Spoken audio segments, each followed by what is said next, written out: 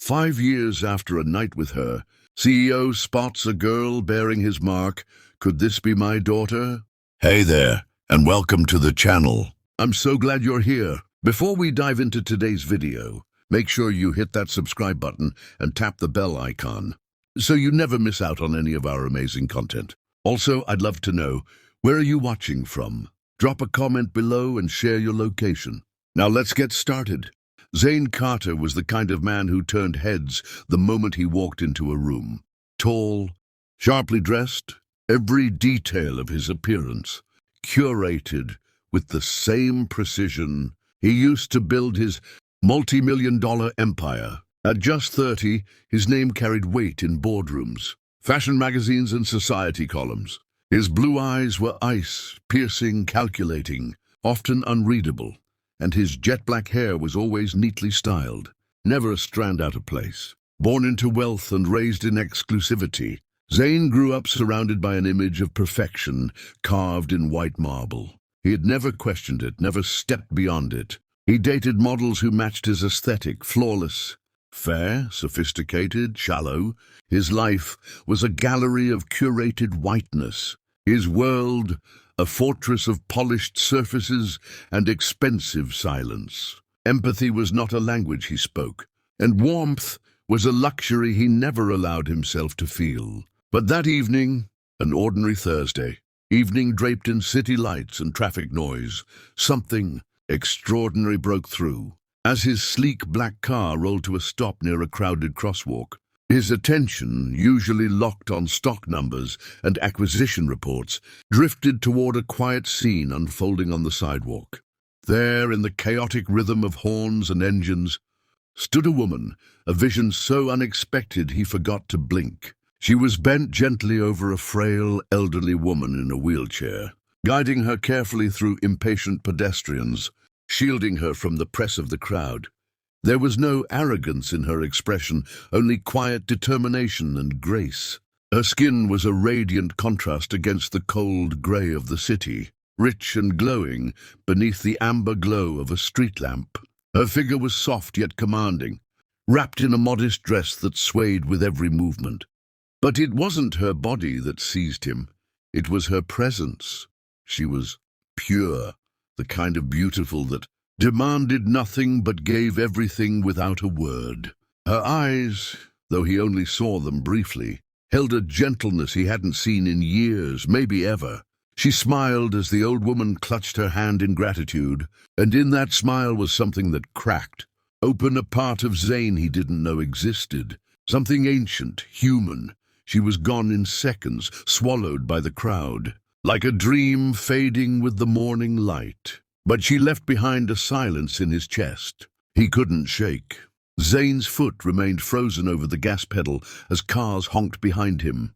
He didn't hear them. His eyes scanned the crowd in vain, desperate to follow the silhouette that had walked away with a piece of him. For a man who believed emotions were distractions and love, a contract negotiated in prenups, this feeling was foreign, like poetry carved into steel.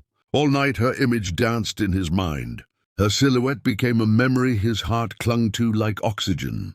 She wasn't from his world, yet she had shifted its axis with a single act of kindness. He didn't know her name, her voice, or her story. All he knew was that a black woman who had nothing, said nothing, and asked for nothing, had taken a space inside him no one else ever had.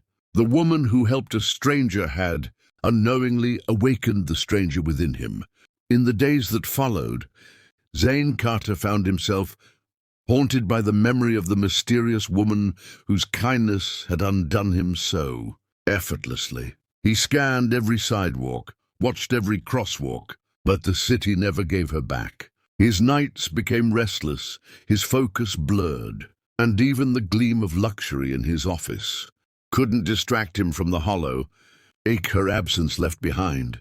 Then one morning, with the weight of another ordinary day pressing on his shoulders, fate intervened. The double-glass doors of Carter Enterprises swung open, and the rhythmic echo of heels on marble sliced through the quiet like music. Zane looked up, and for a heartbeat the air in the room thinned.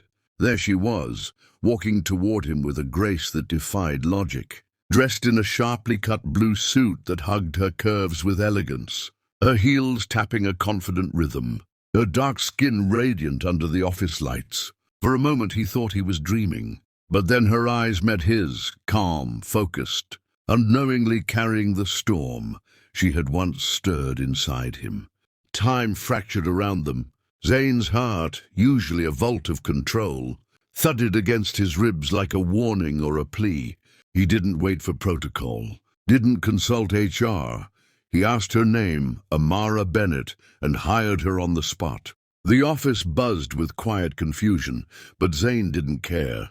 All that mattered was that the woman he thought he had lost had walked into his world again. Amara worked with quiet brilliance. She was professional, poised, and deeply efficient, her voice low and thoughtful, her words always measured, her presence like calm water over fire. But Zane's gaze often betrayed him, lingering too long on her smile, catching on the way she tucked her hair behind her ear, feeling a strange warmth whenever she laughed at his rare jokes. She never seemed to notice his fascination, or perhaps she chose not to. Their conversations, once simple and work-focused, slowly deepened. She asked about his childhood, his dreams, the man beneath the money. He listened to her stories, her upbringing, her struggles, the fire she built from ashes. She challenged him without fear, and when she smiled at him, it didn't feel like admiration, it felt like understanding. Their glances held tension like magnets at war with distance. Nights came, when they stayed late under the excuse of deadlines. But in those hours, the office became something else entirely. A glance across the glass desk would last a heartbeat too long. A brush of fingers when handing a file sparked something unspoken. Eventually unspoken turned into undeniable. The first time they kissed, it was neither planned nor cautious. It happened in the quiet of a late evening, when the city lights painted her face in gold and his restraint finally shattered. It wasn't lust, it was longing. It wasn't impulse, it was gravity. That kiss led to more, dinners that stretched into midnight, conversations soaked in wine and curiosity, confessions whispered between walls too rich to judge them. They made love like two souls trying to erase loneliness with skin. Zane, once so guarded, now looked for reasons to linger near her, to invent meetings, to ask for advice he didn't need. He wasn't used to needing anyone, but her presence grounded him, softened him, made him question the world he had built so perfectly sterile. And Amara, though cautious, couldn't ignore the sincerity she saw in his eyes, the way he listened, the way he looked at her like she was both fire and shelter. In his arms, she didn't feel like a guest in his world. She felt like a choice. What began in silence had bloomed into something undeniable. Yet beneath all the moments and smiles, an undercurrent of tension remained, a quiet, pulsing question of what would happen when the lines between desire and identity blurred too far. But for now, they stayed in the now, suspended in a fragile chapter of stolen moments and soft awakening. Neither of them said the word love, but in every stolen glance, in every lingering touch, in every heartbeat that echoed louder when they were alone, love was already speaking. Their affair unfolded like a dream too perfect to last, a series of secret nights and tender mornings, where the world beyond their embrace faded into silence.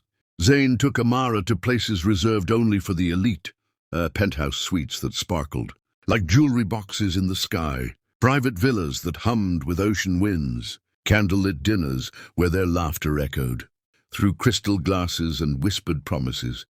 She brought out a version of him the world had never seen, a man who could laugh at himself, a man who lingered in conversations just to hear her perspective, a man who touched not just out of desire, but from the need to feel anchored. She softened his edges, showed him that intimacy wasn't weakness, but courage. They made love like artists, not lovers, drawing new meanings in every kiss, finding rhythm in every sigh.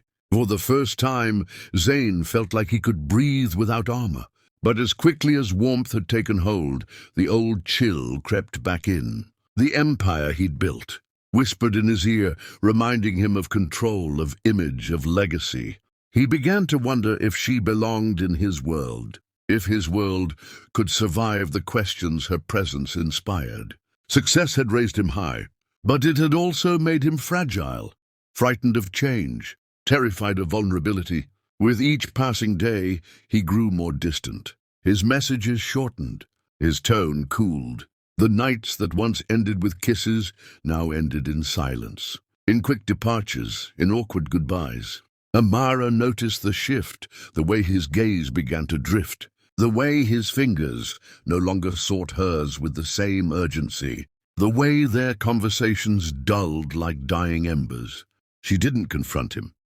She only held on tighter, hoping the man she had touched beneath the surface would come back. But Zayn was slipping. Ego whispered that she was a distraction, a deviation, a potential scandal. The whispers turned into conclusions, and then, without warning, on a crisp morning when the office buzzed like always, Zayn walked into her space, his expression blank, his voice cold. "You're not fit for this job," he said, as if reading a statement rather than ending a chapter of intimacy. The words sliced through the air with surgical cruelty. Amara stood frozen, the papers in her hand trembling, her breath caught between shock and heartbreak. She searched his eyes for mercy, for explanation, for a sliver of the man who once traced her skin like scripture. But all she found was a stranger armored in arrogance. She didn't ask why. She didn't beg. She didn't scream. Her dignity, though crushed, refused to shatter. Her eyes glistened with unshed tears, but her spine stayed straight as she gathered her things and walked past him, past the memories, past the laughter, past the man she thought she had started to love. She walked away without a single word, but inside her everything screamed. Zayn watched her go, a flicker of hesitation tightening in his chest. But pride stood taller than regret. Amara vanished like a ghost with a heartbeat, disappearing from his world as swiftly and completely as she had entered it. And in her absence the silence returned, not the peaceful kind she once brought, but a hollowness that echoed through every corner of his office, through every sip of scotch, through every sleepless night that followed. The days that followed Amara's quiet departure from Zayn's world were wrapped in silence, not the calm, healing kind, but a silence heavy with grief, rejection, and the suffocating question of why. 10 days crawled by, each one stretching longer than the last, as she tried to reclaim a sense of normalcy in a life that had been torn from its rhythm. Then one morning, a sudden sharp pain twisted through her abdomen. Unlike anything she had felt before, alarmed and alone, she clutched the edge of her small kitchen counter, her breath short, her mind racing. Hours later, in the dim examination room of a local clinic, truth settled over her like a storm cloud. She was pregnant. Her fingers trembled as she held the sonogram picture, tears rolling silently down her cheeks, not just for the life growing inside her, but for the man who had abandoned her, without ever knowing what they had created together.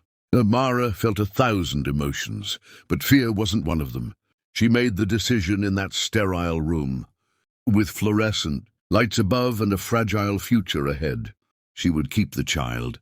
She would raise this baby with every ounce of love she had left. And when 9 long, trying months passed, she gave birth to a girl so beautiful it made her weep. The moment Zara opened her eyes, Amara saw Zayn's piercing blue gaze looking back at her, framed by the warm richness of her own skin, a delicate fusion of 2 worlds that once collided under the weight of passion and pain.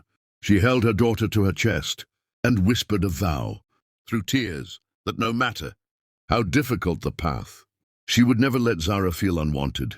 The years that followed were steeped in hardship. Without Zayn's wealth, Amara worked long shifts as a waitress by day and cleaned offices by night. Her hands blistered but never idle. She rented a small, crumbling apartment with one working heater and a window that refused to close all the way in winter. But despite the peeling paint and flickering lights, there was always laughter in their home. Zara grew fast, curious, bright, and full of joy. She had her mother's strength and her father's eyes, and every time she smiled, it felt like sunlight spilling into Amara's bruised world. They danced to old songs on the radio, shared meals made with love and pennies, and built dreams out of bedtime stories and whispered prayers. Amara never told her daughter about Zayn, not out of bitterness, but out of protection. How could she explain that the man who gave her life had once held her mother, close only to let her fall? Instead, she poured every drop of love into being both mother and father, making sure Zara never felt the emptiness Amara quietly carried. There were nights she cried in the dark, alone in bed after Zara had fallen asleep beside her, wondering if Zayn ever thought of her, of them. She remembered how his hands once traced her spine, like a promise, how his voice once made her feel safe, how his betrayal had shattered every illusion she had dared to believe. But still she never regretted loving him, because from that love came the greatest gift of her life. And while the world remained cold, her daughter's laughter made it bearable. Love, though once lost, was reborn in Zara's every hug, every question, every little hand clutching hers on the walk to school. Amara carried her silent struggle with dignity, a quiet warrior in a world that had offered her little, but to which she gave everything. Through poverty, loneliness, and exhaustion, she stood tall, not for herself, but for the little girl who depended on her. And though the man who once held her heart walked free and unaware, Amara vowed never to let that pain define her. Her story wasn't over, it had only changed chapters. And through the struggle, she learned to find strength not in what was lost, but in the fierce, unshakable bond that had been born in its place. The years had taught Amara to live in the rhythm of survival, not expecting surprises, not waiting for miracles. So when her phone buzzed with a strange number on an ordinary evening while she was folding Zara's laundry, she nearly ignored it. But something, maybe curiosity, maybe fate, urged her to pick up. "Hello?" she answered softly, cautiously. On the other end came a voice, low, smooth, self-assured, like velvet laced with power. It caught her off guard. There was something oddly familiar about the tone, something she hadn't heard in years, but still lived. Quietly in the corners of her memory, the man apologized, realizing he had dialed the wrong number. But instead of hanging up, he lingered. "You have a beautiful voice," he said. Amara chuckled, unsure whether to be flattered or concerned. The call ended politely, but the next evening the number rang again. He was calling back, not to correct his mistake, but because something in her voice had drawn him in. She hesitated, unsure if she should entertain the connection. But loneliness has a way of opening doors we swore shut. They talked, cautiously at first, then more freely. In his voice she found humor, warmth, something genuine. It was as if they'd stumbled into a strange dimension where strangers shared secrets and sadness with ease. Over the next several days, their conversations became a rhythm, a quiet ritual in her chaotic world. While Zara colored in the corner, or drifted to sleep beside her, Amara found herself laughing again, smiling into the quiet of the night. She didn't know who he truly was. He only introduced himself as Zayn.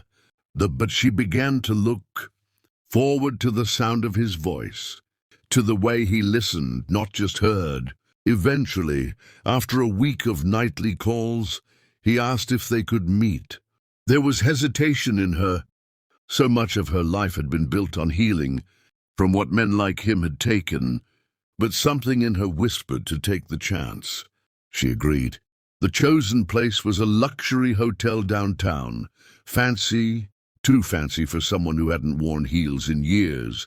But she put on her best dress, gathered her courage, and arrived with her heart pounding like a war drum.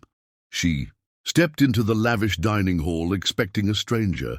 But when her eyes scanned the room and locked on the man waiting at a corner table, Her body froze. The air disappeared from her lungs. There he was, Zane, the same man who had once set her soul on fire, and then left her to smolder alone. He stood slowly, his blue eyes wide with disbelief, his lips parting but no words coming. "It's you," he finally breathed, and in perfect symmetry she echoed, "It's you." For a moment, the world shrank to nothing but their locked eyes and the years that stretched silently between them. The atmosphere shifted, gravity changed, time folded. Neither of them moved, yet everything inside them twisted and turned like 1,000 unsaid things crashing to the surface. Amara's hands trembled, her heart slamming in her chest. Zane looked older, but just as striking, his presence still commanding, but now touched with something softer, more worn. He gestured for her to sit, unable to stop staring. "I don't believe this," he murmured, his voice dazed. Amara's mouth was dry, her thoughts spinning. She didn't know whether to cry, scream, or run. "How did this happen?" she asked, more to herself than to him. But part of her already knew it wasn't coincidence. It was fate circling back for unfinished truth. She hadn't planned this reunion, neither had he. And yet here they were, brought together by chance or destiny, across time, pain, and silence. Neither of them knew what would come next. But in that quiet, candle-lit moment, as their eyes held each other's story, they both understood something that words hadn't yet said. The past was knocking again, not to haunt them, but to ask whether healing might still be possible. The moment hung in the air like a fragile crystal, sharp with the weight of what was unspoken. Zane's breath caught in his throat as the little girl skipped into the restaurant, her giggles bright and carefree. She held another child's hand, and her joy was infectious, like sunshine in the middle of a storm. But as she ran straight to Amara, there was no mistaking the way she threw herself into her mother's arms, wrapping her small arms around Amara's waist. "Mom, what are you doing here?" she asked with innocent curiosity, a giggle that tugged at Amara's heart. For a moment everything else stopped. Zane's pulse, the sounds of clinking silverware, the hum of the crowd around them. Time itself seemed to freeze, and all Zane could focus on was the child standing before him. Her hair was dark just like his, but her eyes, those piercing blue eyes, were unmistakably his as well. The resemblance hit him like a tidal wave. His chest tightened, and his hands trembled as he tried to process the impossible. Truth unfolding before him. "Mom?" Zane repeated, his voice low and incredulous, still trying to make sense of the impossible. His gaze flickered between Amara and the girl, his mind whirling, desperate for an answer, for a clue that could explain this moment, this child. Amara's expression softened, but there was pain in her eyes, a depth of sorrow that Zane had never seen in her before. She took a slow, steadying breath, and when she spoke, her voice was calm but filled with something heavier, something only years of loss could build.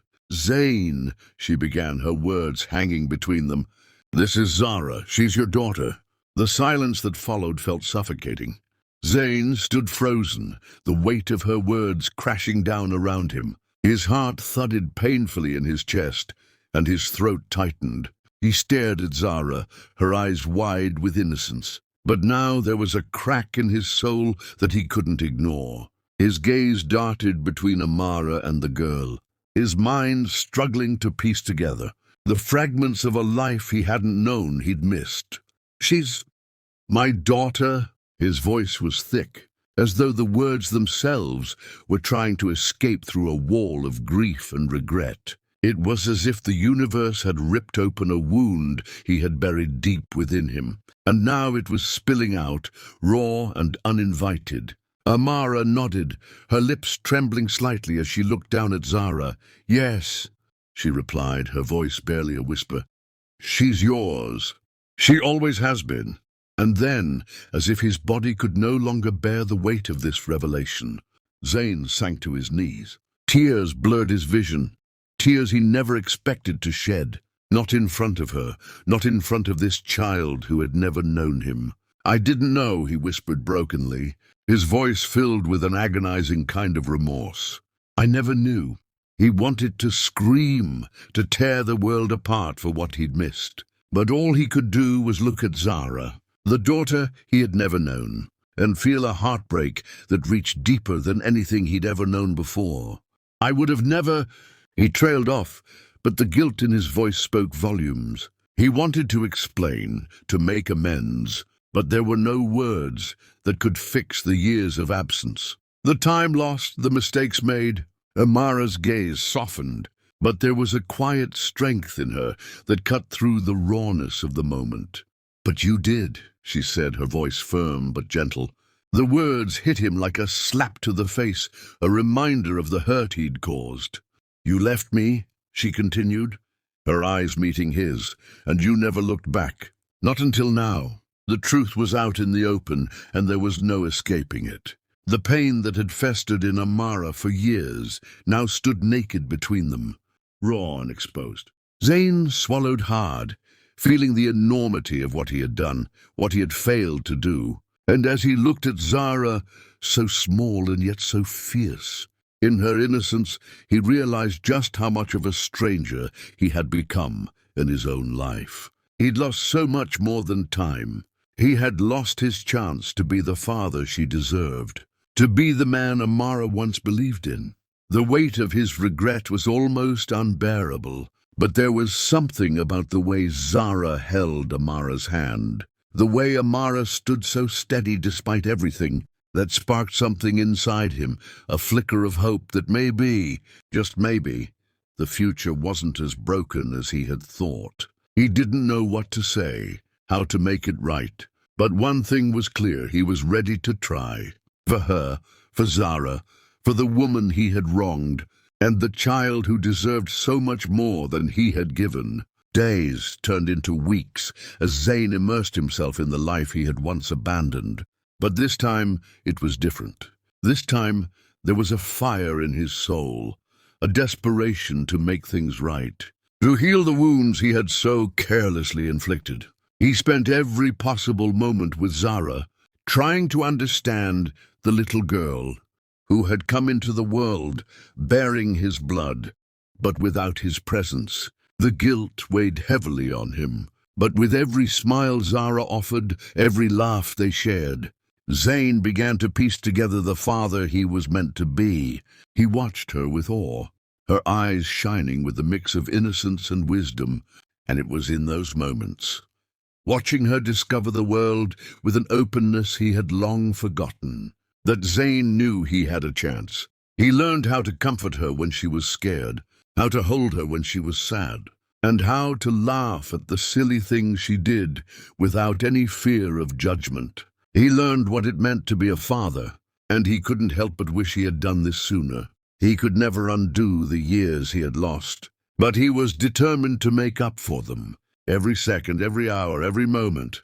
Through it all, Amara watched quietly, cautiously. She had seen his power and arrogance, his pride and prejudice, but now she saw him as someone she barely recognized, someone humbled by the weight of his own mistakes, someone who was finally ready to break down the walls he had built around himself. For so long, she had held onto the pieces of the man he once was, clinging to the idea of the person he could be.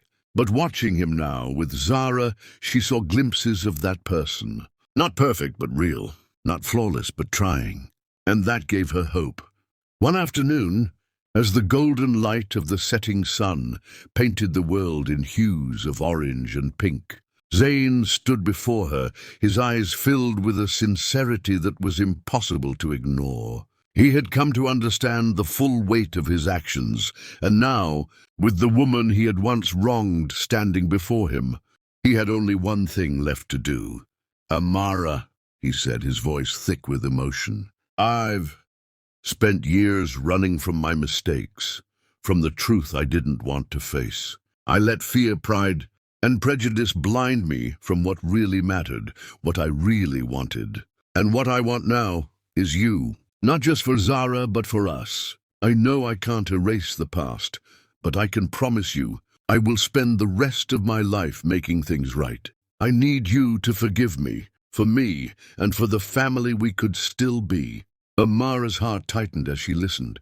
She had never expected to hear such vulnerability from him, and for a moment she was torn. The pain from the past still lingered, but somewhere in her heart, she knew that love, real love, wasn't about perfection. It was about growth, understanding, and the ability to forgive. "I forgive you, Zane," she whispered, her voice steady despite the tears threatening to spill. "I've always forgiven you, even when I didn't know how.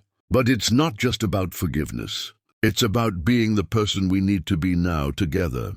Zane's eyes filled with tears as he reached for her hand, holding it gently, but with fierce sincerity. He had never needed her more than he did in that moment. He had never needed her forgiveness or her love more. "Amara, will you marry me? Will you take this chance with me? Not because it's the right thing to do, but because it's the only thing that feels right?" His voice trembled, his soul laid bare in that single question. Without a word, Amara's heart responded, her love flowing in the tears that spilled from her eyes. The sound of Zara's excited clapping filled the air as she watched them, her innocent joy a reminder of the life they could have. Amara looked at Zane, her eyes soft but resolute, and whispered, "Yes." It was the simplest word, but it carried the weight of all the years they had spent apart, of all the pain they had endured. It was the beginning of something new, and in that moment, the world seemed to pause, holding its breath as if waiting for them to step into the future together. Zane slid a ring onto her finger, a symbol of everything they had fought for: love, redemption, and the belief that their story was worth the struggle. The garden around them seemed to hold its breath as they stood together as a family that had survived the trials of the past and was now ready to embrace the future. Zara's laughter filled the space around them, and for the first time in years, Zane allowed himself to believe that maybe, just maybe, this was the love he had always been waiting for. A love built not on perfection, but on forgiveness, growth, and the unshakable belief that fate had brought them here, not to be broken, but to be whole again. And as the sun dipped below the horizon, they stood together, hand in hand, ready to face the rest of their lives as a family, stronger, wiser, and filled with love.